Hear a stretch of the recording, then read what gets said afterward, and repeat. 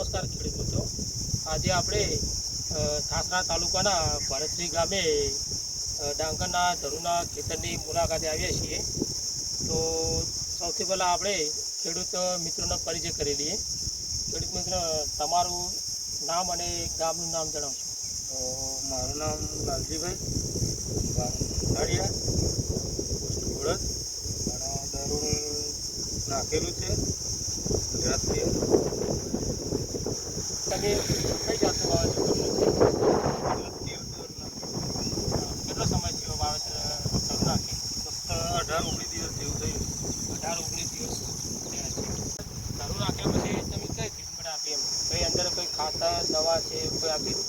ના, દવા ખાલી ઘાસની એકલી દવા મારેલી છે. ખાસની દવા નથી, ખાતર હતું નાખવા માટેની. તમે ધરુનું વાવેતર કરી છે તો કેટલા દિવસનો ધરુ તૈયાર થાય પછી તમે તમારા ખેતરમાં રોપણી કરો છો?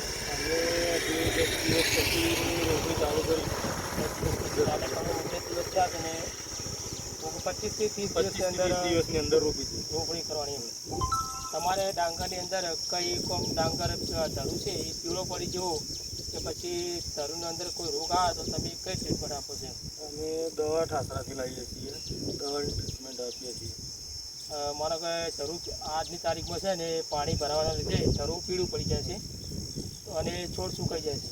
તો એના માટે તમે કઈ કામ કરો છો? એના માટે દવા ડોઝ આપો છો? દવા સલ્ફરની દવા આવે એ નાખીએ છીએ. એ છે ને ધરુનો કોરાટ રોગ કહેવાય. ખેડૂત મિત્રો, તમે આ ધરુનું જોઈ શકો છો કે ધરુનું એકદમ પીળું પડવા લાગ્યું છે.